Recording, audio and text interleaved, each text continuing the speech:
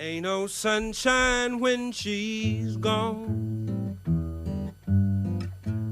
It's not Hey buddies, I'm warm 2002 when MRE off MRE Info. Today we're going to be doing a gear review, which I've kind of wanted to do for a little bit, and we're going to be doing it on a knife that I like a lot, and that at the end of this video I'm going to try and sell. It's time to get rid of it, and I'll give my reasonings for getting rid of it, and some good and bad of it. This is going to be kind of an unbiased review. Even though I do want to sell it, I want to kind of just give a review of what I think of this. So for any of those of you that would like to buy it, you kind of know what you're getting into here. We are going to be looking at the CRKT Moxie. We've seen it, you guys have seen it in a couple of videos. There's some tape on there and something like that from using it. It's I believe that CRKT, or a knife that CRKT made, I forgot how many years ago. And it's just a really nice little knife. I'll talk about kind of some things that I don't love about it in just a second. Specs here, you're looking at an 8CR14 MOV steel, which is still a Chinese steel, a lot like 8CR13 MOV, but it holds its blade a little bit better. I've only had to sharpen it, I think, once since I've had it. It has a Zytel and rubber handle right here, which I was kind of on the fence about, honestly. When I first got it, I was like, oh, that's kind of weird. But it feels really nice because you have the Zytel, which is smooth and a little grippy, but not much. But then you have this rubber, and it makes it so it's a really not foul way, or not the right word for it, but it doesn't hurt the grippiness. Some G10 that you'll get on some knives hurts your fingers when you hold it, and it grips the inside of your pocket. This was not like that at all. The blade is 3.29 inches. There's a big finger choil cutting, I'll talk about that in just a second. Overall, you have a 7.5 inch knife, and close, you have a 4.23 inch handle. It is 4 ounces, pretty much exactly, if I'm correct. I did weigh it, and I also looked up the specs online. It's about 4 ounces. This sells for about 42, I think for this one it was the cheapest one, which is the all black configuration, which I didn't love.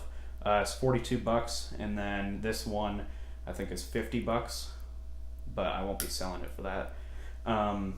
It has a nice big old lanyard hole right here on the back, and let me just say something. The finish on this, I've used this knife quite a bit. The finish is really nice. You see some gunk there, which I'll clean off, but it's just from like tape and just gunk from using it. The only parts that kind of lost their finish a little bit were there on the handle, because I run into things and it scratch or whatever. But besides that, using it, the black finish on it stays really nice.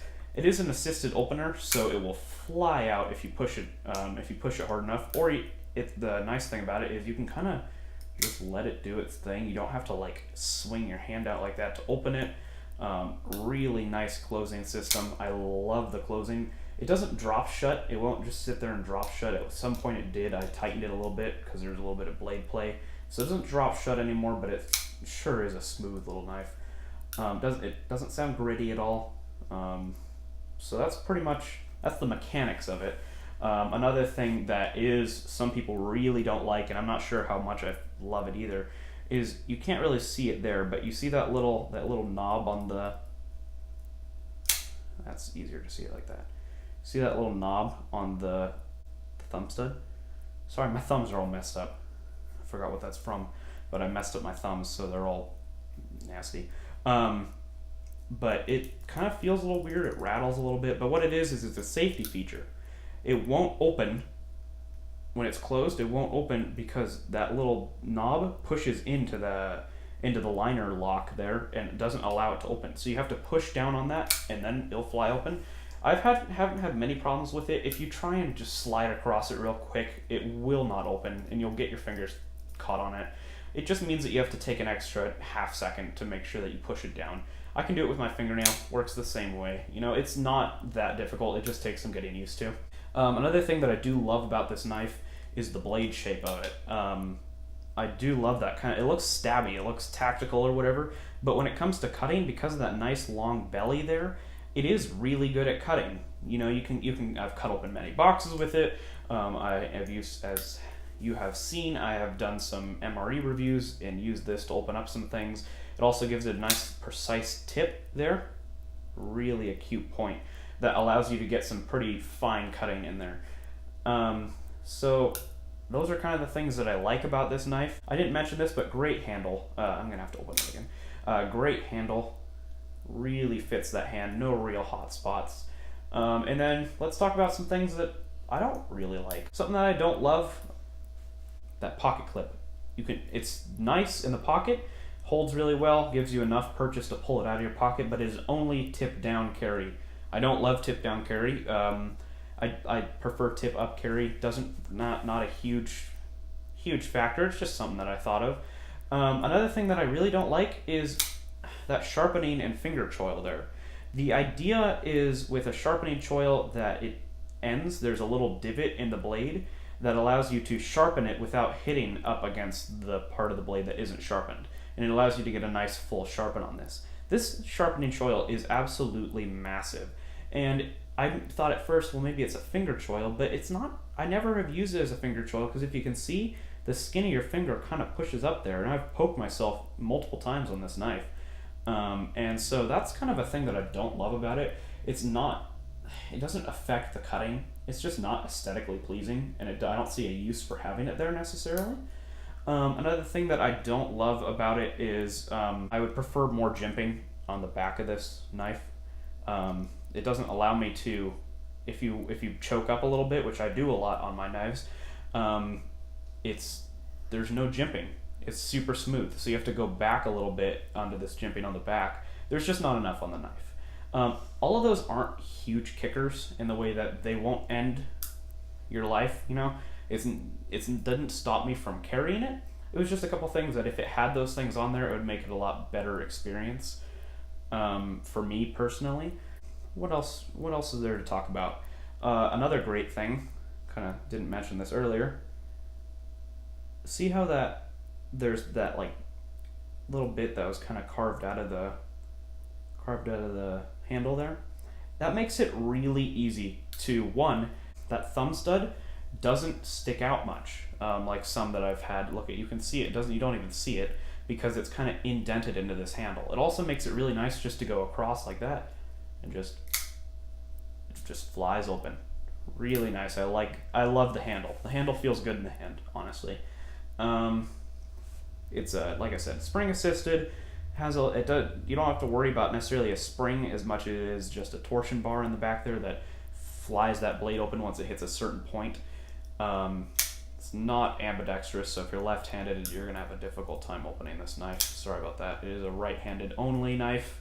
I guess you could, but I just have a difficult time opening it with my left hand. I almost forgot.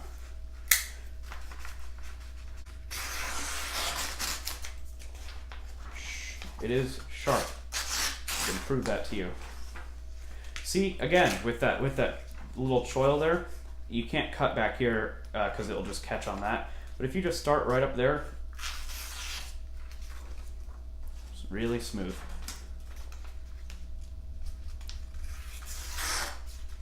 I like this knife a lot. And like I said, it's sharp.